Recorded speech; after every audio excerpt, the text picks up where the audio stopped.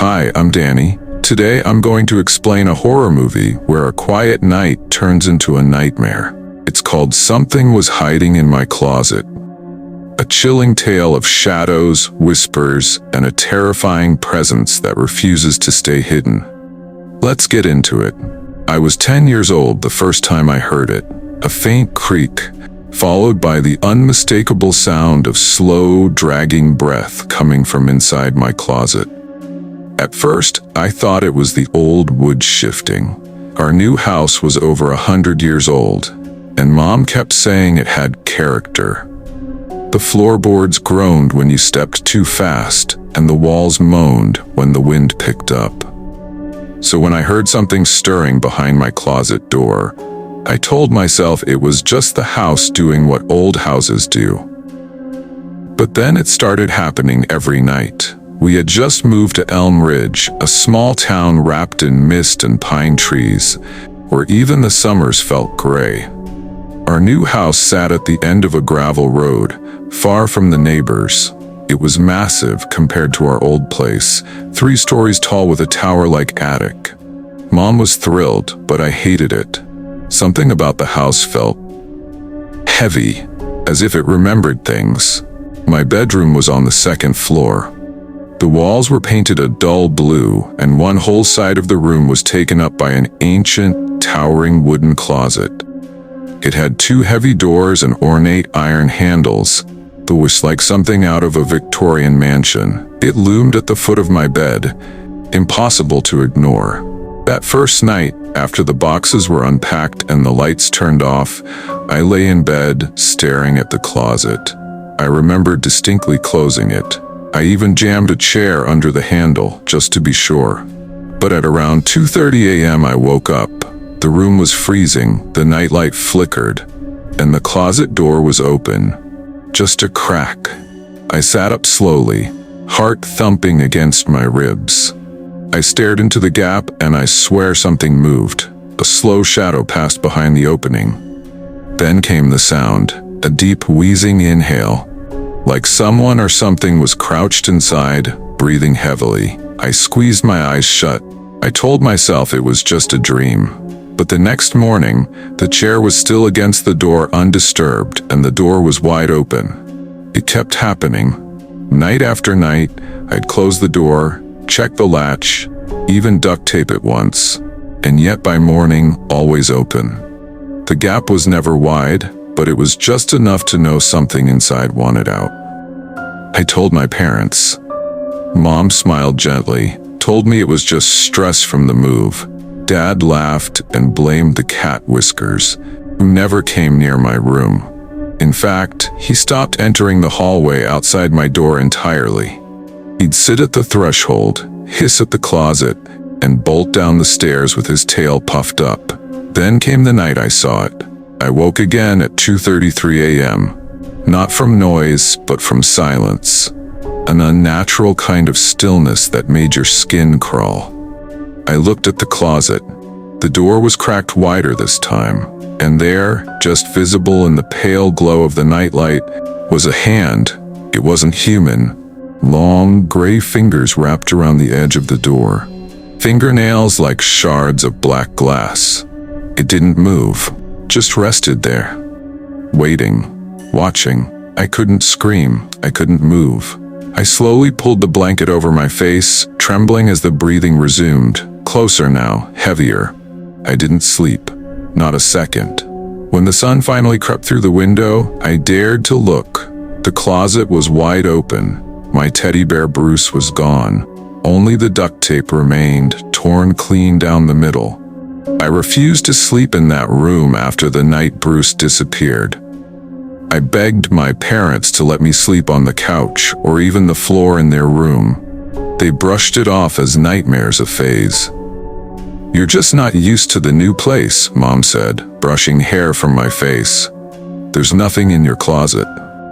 But that's the thing there was. Whiskers knew. He sat outside my door every night, growling low in his throat, staring at the wood as if it might bite him. My parents finally started to get irritated. "Stop feeding into it," Dad snapped one evening. "If you act afraid, your mind will make things up. They didn't see what I saw. They didn't hear it.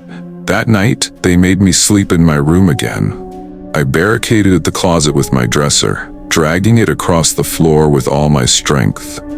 It stood tall and heavy, its back pressed against the closet doors like a barrier. For the first time in weeks, I felt safe until 2:31 a.m. The air shifted. I know how that sounds, but there's no better way to describe it, like gravity bending. Like something stepped into the room that didn't belong in our world. I opened my eyes and instantly knew I wasn't alone. The room was dark, but not silent. That breath again, only this time it was behind me. I was lying on my side, facing the wall. My dresser was across the room now, toppled over with a loud thud. The closet doors were wide open. I couldn't move. My whole body locked in place. I could hear it moving toward me, slow shuffling footsteps across the creaking wood floor. My skin crawled with every step. The breathing got louder. Wet, dragging inhales. Guttural exhales. It didn't sound angry, it sounded hungry. Then I felt it, cold fingers pressing lightly on the blanket near my feet. Just resting there as if testing my reaction. I couldn't scream. My throat burned with effort, but no sound came out. I clenched my eyes shut, silently praying it would go away. It didn't. The fingers began to climb. Up my leg, my back, over my shoulder. It stopped at my neck. I could feel nails now, sharp tips brushing my skin. And then a whisper, soft and vile, as though breathed straight into my skull. "Found you," I screamed. Finally, sound erupted from me, a raw, shrieking cry of terror. My bedroom light burst on. My parents ran in seconds later. Panic-stricken, nothing was there, but the dresser toppled. The closet, wide open, and on my pillow was Bruce. Only, he was shredded.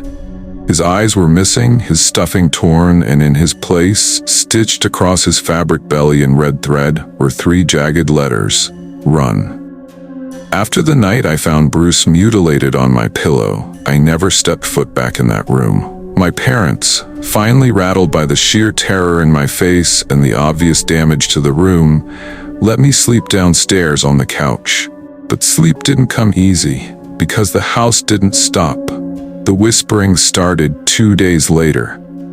It wasn't like voices you hear through walls from another room. It wasn't the TV. It wasn't pipes. It was intentional, directed. It would happen only at night, only when I was alone. A soft murmuring that seemed to slither down the walls, crawling through the insulation, dragging itself behind the plaster like a living thing. At first, it came from the corners. I thought maybe it was mice, but when I pressed my ear to the wall, I heard it clearly. Voices. Children's voices. "He's watching you. Don't fall asleep. He comes when it's quiet." Every night, the whispers got bolder, louder.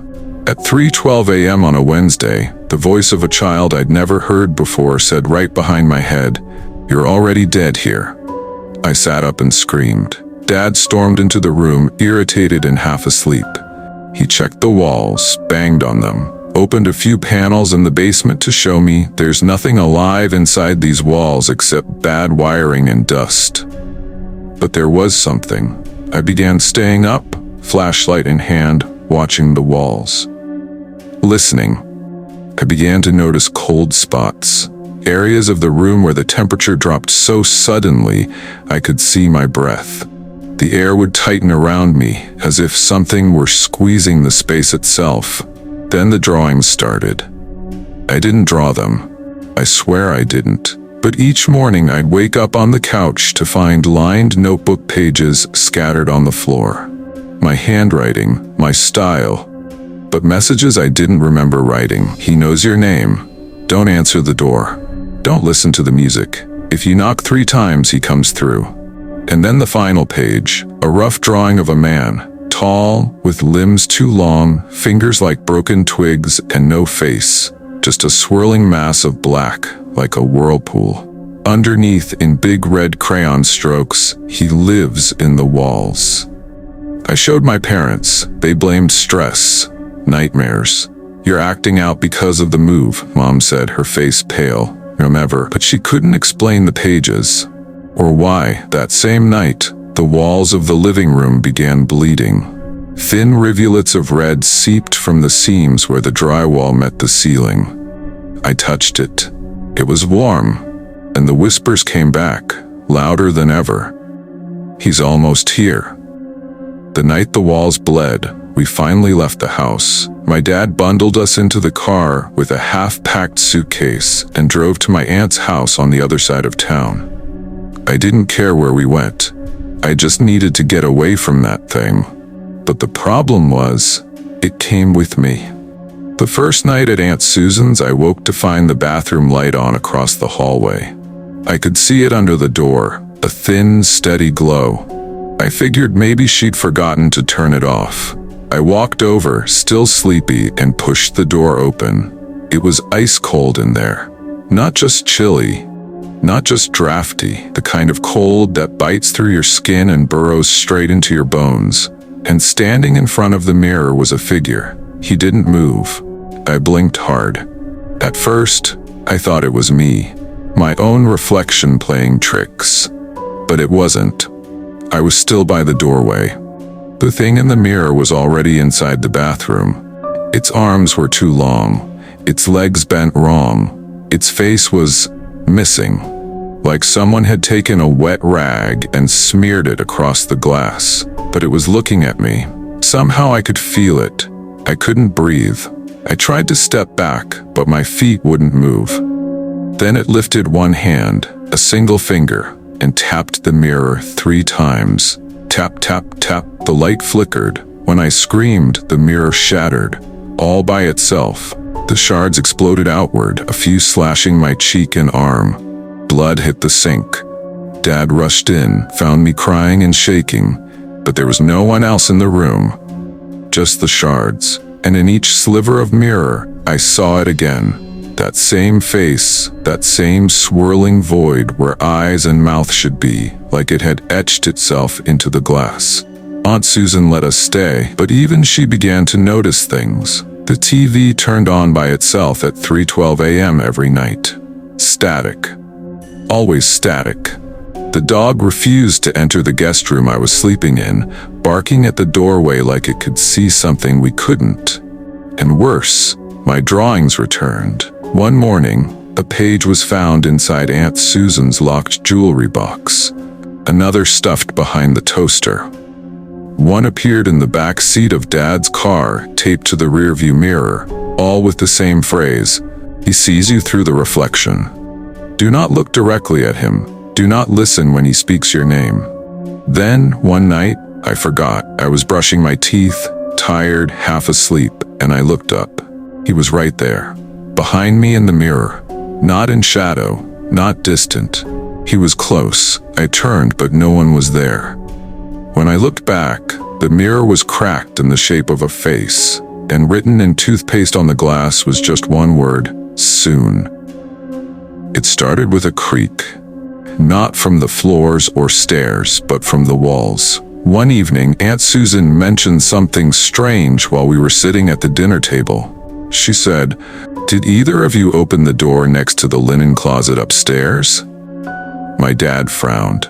"Susan, your upstairs hallway has only 3 doors. Your room, the guest room, and the bathroom." She looked puzzled. "No, there's another. A small door. It's always been locked. But last night I saw it open." I stopped chewing, because I had seen it too, but never spoken about it. Just once, at 2:11 a.m., while getting water, I had glanced down the hall and seen a door I knew had never been there. Narrow. Old. Its wood darker than the rest of the trim. A strange pattern carved into it. A circle, inside of which danced jagged symbols I didn't recognize. It was open a crack. Inside, it was all black, like someone had draped a curtain of darkness beyond it. Dad brushed it off, said it was probably a utility closet. But later that night, I woke up to the sound of someone crying behind it. Not moaning, not wailing, just sobbing, soft, continuous and unmistakably a child. Against every instinct, I crept toward it. The door was there again, half open. I could feel the cold air pulsing from it like a heartbeat. I whispered, "Are you okay?" The crying stopped. What replied wasn't a child's voice, it was my own. "Come in," it said. I slammed the door and backed away. The hallway light flickered and went out. In the split second of darkness, the door vanished, like it had never been there. But in the morning, Aunt Susan was gone. We searched the entire house. Her car was still in the driveway, her bed untouched. No signs of forced entry. But in the upstairs hallway, the door was there again, this time wide open. Dad went to call the police. I stood staring at it. There were stairs inside, leading down. But this was the second floor. There shouldn't be any stairs descending from that spot. I stepped closer. On the top step was Aunt Susan's pearl necklace, snapped in half. There was something else too, the drawing. One I hadn't made. It was folded in half and pinned to the stair rail. On it was a stick figure with red crayon eyes and two long arms, standing inside a room filled with mirrors. Written across the bottom, "He lives below, and now she does too." The door slammed shut on its own. The walls groaned. The symbols on the door glowed faintly before fading like smoke. The police never found her. They said maybe she went out on her own. Maybe she disappeared by choice.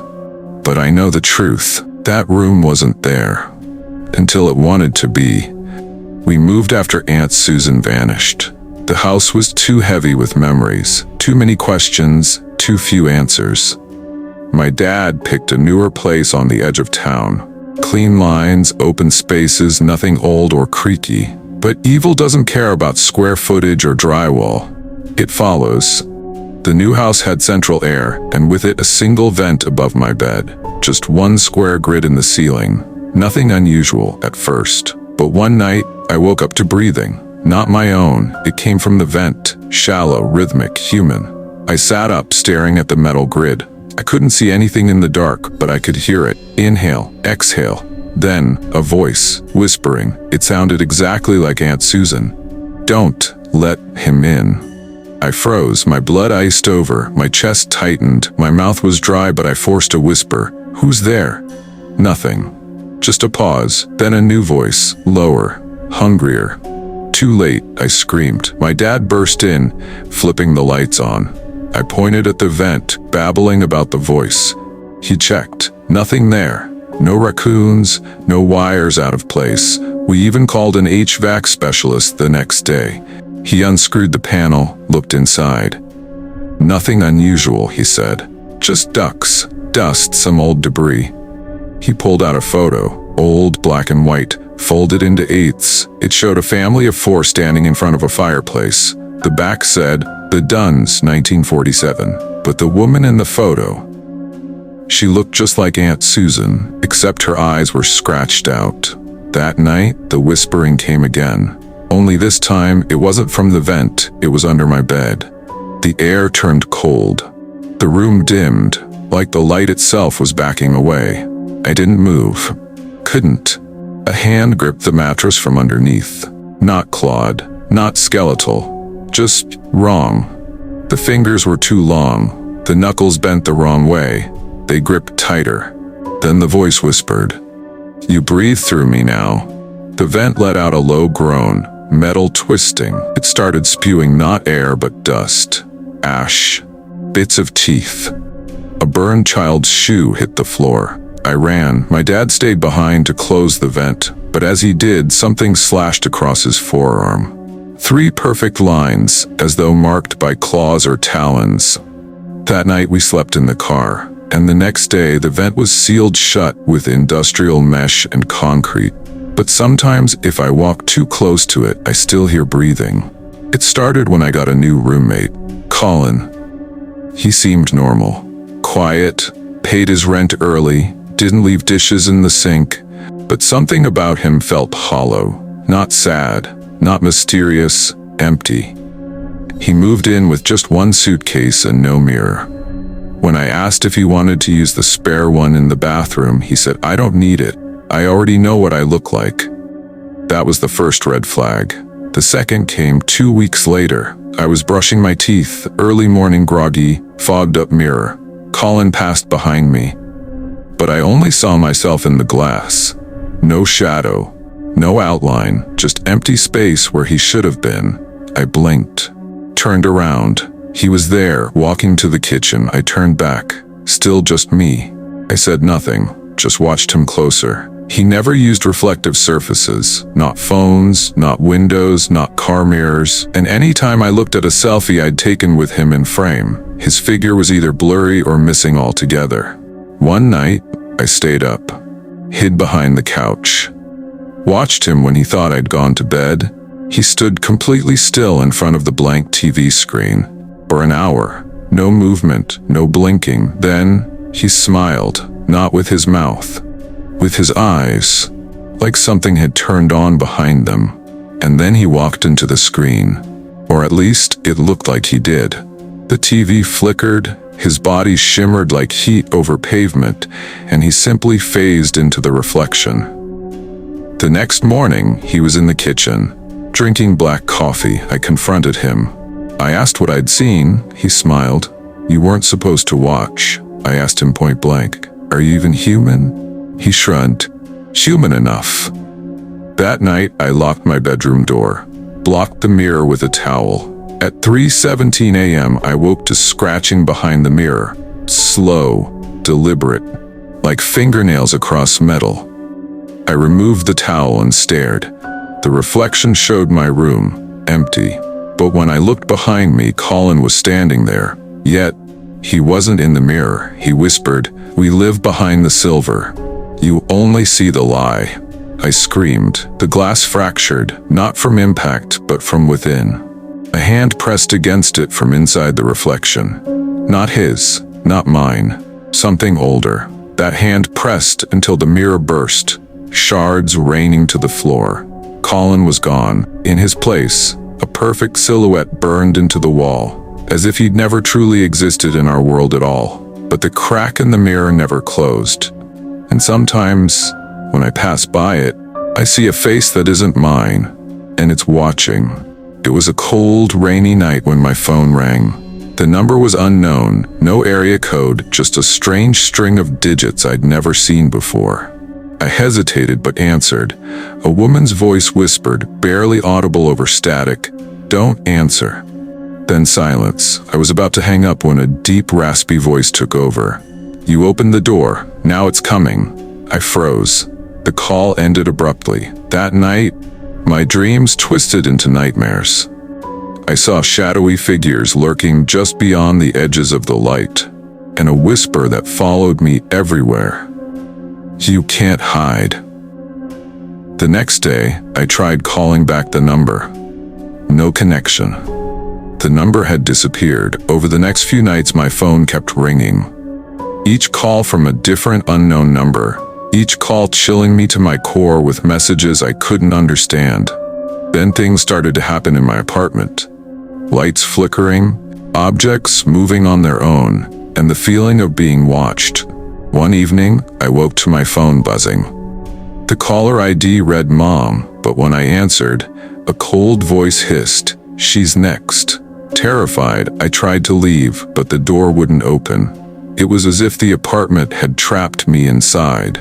I turned to the window, and in the reflection, I saw a woman standing behind me, pale with eyes black as night.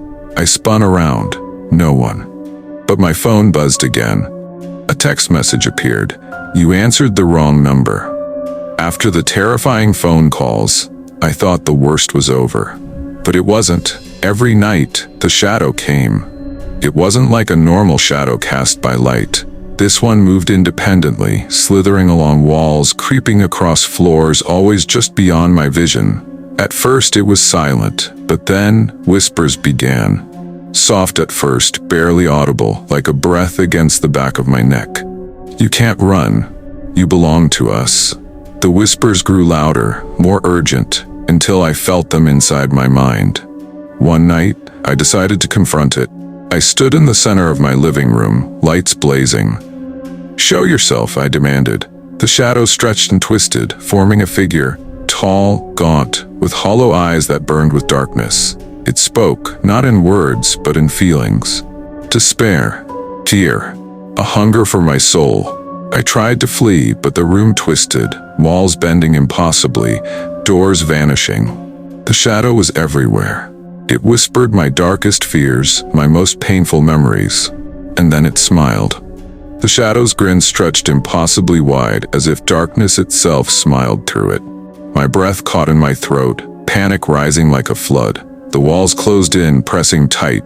No exit, no escape. But then, deep inside me, a spark, a flicker of courage, or madness. I shouted, "I am not yours." Light exploded around me, a blinding, searing white, burning away the shadows that clawed at my mind. The figure screamed, twisting into nothingness, evaporating into the air like smoke. When my vision cleared, I was alone. The walls were normal. The doors returned. The whispers stopped. I ran outside, gasping for fresh air, feeling the sun warm my skin for the first time in what felt like years. But even as relief flooded me, a shiver ran down my spine. In my pocket, my phone buzzed. A new message. From an unknown number, "You can never be alone." I dropped the phone and ran. Sometimes the darkest things never truly leave. They just wait. Watching. Whispering. If you want to watch more horror movies like this, please like and comment on the video. You must subscribe to our channel and keep the bell icon all pressed. Thank you.